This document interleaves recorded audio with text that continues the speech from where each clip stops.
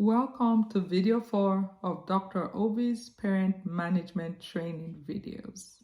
I am Dr. Ovayosa Adeleye, a child and adolescent psychiatrist, board certified in those two fields, as well as a general pediatrician and board certified in that field as well. I have over 20 years experience in managing children and adolescent behavior. And these series of videos are my parent management training videos. We're trying to help children and parents learn how to help their child regulate their emotions, understand their behavior, as well as help them understand ways to improve our child's sense of self-confidence, sense of self-worth, and their sense of competence, which is very important in helping a child feel great about themselves. Every child is developing their own individual identity. A lot of what children feel about themselves is reflected by what their parents feel about them. So if I'm always yelling at you and saying you're a pretty bad child or an angry child or the most difficult child, then that child, in their own words, is actually picking up on those parent emotions, and that reflects on who they feel they are. So I'm the bad kid in class. I am the difficult child. I am the angry child. I am the child no one knows what to do with. So that is not a place we want our child or children to be. We want them to be self-confident. We want them to understand their emotions, put words to their emotions. We also want to give them what I call the tools to regulate those emotions. We want every child to understand they're a superhero. So did you remember to put those little notes into the jar and shake it up on your child's favorite superhero? It could be their favorite fruit. It could be their favorite drink. It could be their favorite animal. And have you been using those pet names and calling your child, oh, you are my squishy pumpkin, or you are my rosy apple, or you my super peaches? So whatever words you're using to express your feelings towards your child reflects on how your child feels about themselves. And if you are my beautiful Cinderella, or my favorite superhero, or my most amazing Disney princess, you can imagine that child is probably feeling really great about themselves as we speak. So please keep that up. So today's video is trying to help parents understand how to give children effective commands. So I say, wash the dishes. And guess what? The child didn't really hear me, or they act like they didn't. And then I say the second time, wash the dishes. And it's like still no response. And now by the third time, I'm probably raising my voice and yelling, are you going to wash the dishes now? Am I going to have to send you to your room on timeout? Am I going to have to take away your video games? Am I going to have to? So now we're threatening the child. And maybe we finally got a rise out of the child. So by now, maybe they're yelling back or talking back. And maybe an argument ensues. So this isn't going really well. We want to break the cycle. So remember that children who tend to be oppositional or defiant, they're also children who might be anxious, they're somewhat irritable, they have trouble regulating their emotions. And one thing they don't have a lot of is patience. So if they're doing a video game or doing something they enjoy and we're trying to say, go wash the dishes, it's probably coming out in this ear and coming out the other ear. So we need your child's full attention, which means, yep, we might need to turn the game off. We might need to have eye-to-eye or face-to-face contact. They might actually need to have the headphones out the air so they can hear you. Very important, eye contact, ear contact. Now we have two senses involved. We might actually have the message or get the message across. When you give your child a command, it is very important sometimes for children who are oppositional and defiant. You sometimes have to put a time to it. And then putting a time to it helps you hold them accountable. So it might be do the dishes. It's very open-ended. It might be tomorrow I'll do the dishes. And they'll actually say, hey, you didn't say I had to do them now. So putting a time to it. I need you to do the dishes. The time now is 12 o'clock. I need you on those dishes by 12:30.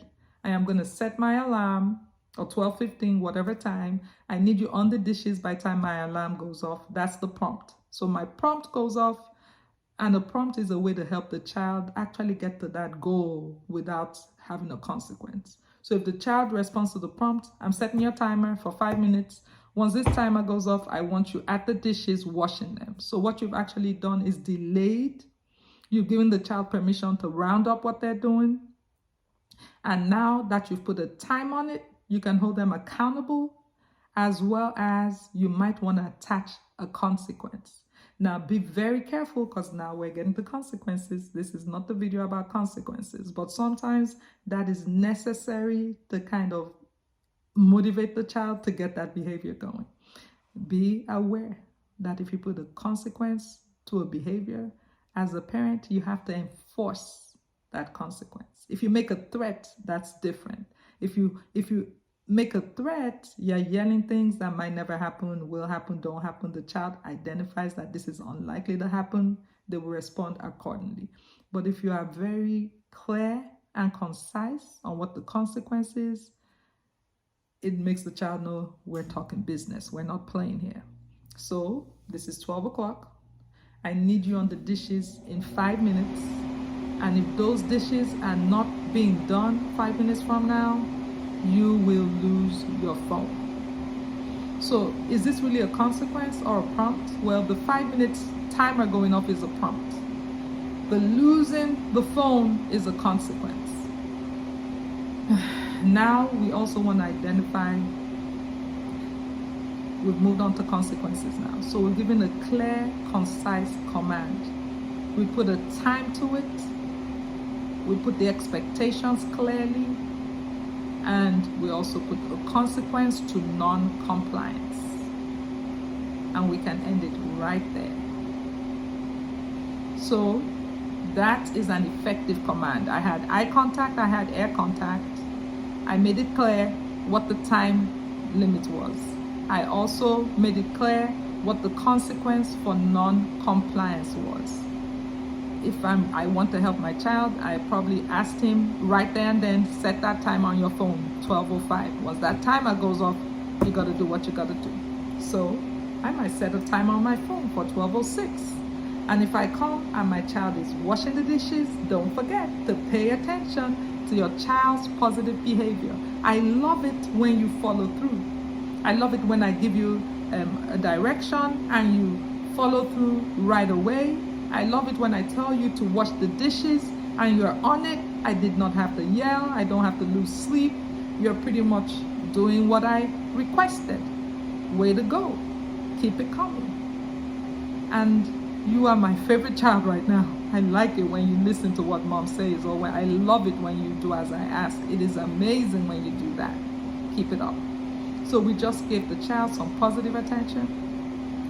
The child followed through. The child is probably building up their self-confidence, feeling really big-headed right now. Oh, mama loves this. And guess what? We are reinforcing that positive behavior. Okay, the other alternative, I came in at 12:06 because my timer went off at 12:06. My kid is still sitting down there playing that video game. Their alarm is probably going off in the background. Maybe they never heard it. Maybe they heard it and they ignored it. Whatever happened, this is 12:06 and no dishes being washed. So I gave a clear command. I gave you a direction. I gave you a time to it. I also ensured you understood there would be a consequence. So do you consider this to be a major misdemeanor? No. A major behavior? When it comes to behaviors, you want to make sure the rules are clear and set. So behaviors that you would absolutely not accept, we talked about physical aggression, verbal aggression, maybe swearing, calling people names, throwing things, hitting people. That is a behavior of high intensity, unacceptable. And those consequences are clear. So when you look at the degree of behavior and intensity of behavior, not washing the dishes as opposed to punching someone or tearing up someone's book or throwing the glass or throwing the cup, this might be a less intensity of behavior. So I gave you a prompt. That was the timer going off. You did not respond to that prompt. So that is one behavior. I told you wash the dishes at 12:05. You did not respond to that either. So two misbehaviors.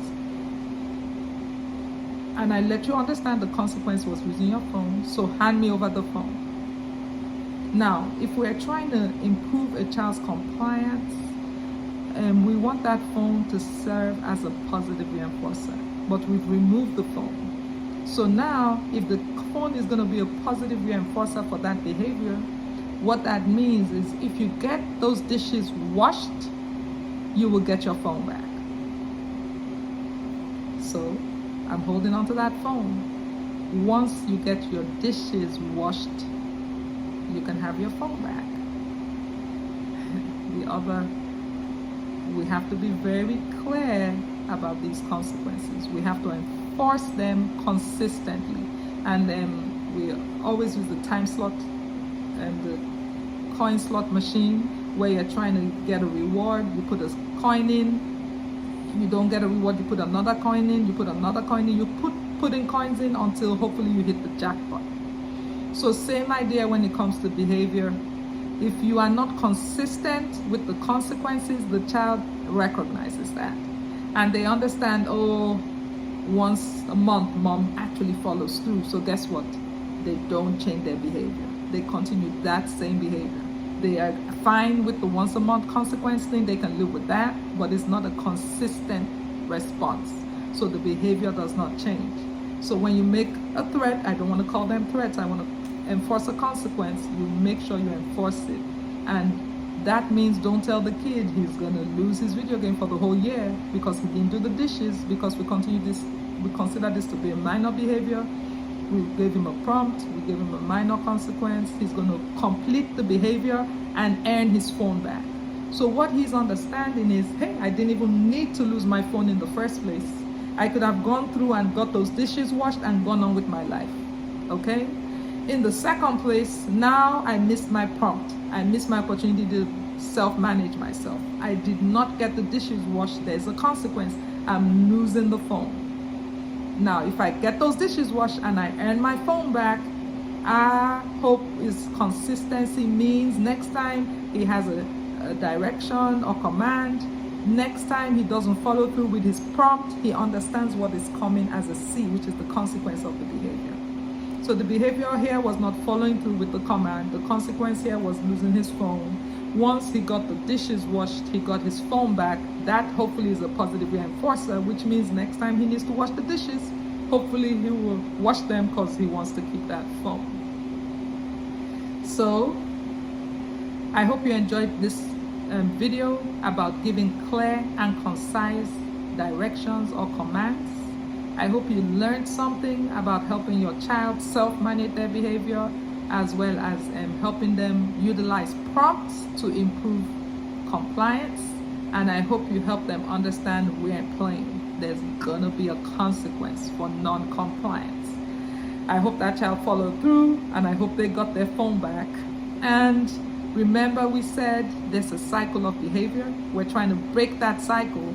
If the child did not comply, we did not quite break that cycle yet, but don't forget, while the child is washing those dishes, give him all the positive P's, all the positive attending and praise that you can give while they're actually following through. And in a way, that's also reinforcing that behavior, and we might have better luck next time with them following through. So I hope you enjoyed this video. Please like and subscribe, as well as I hope to see you at the next video, which will be video 5. Have a good day.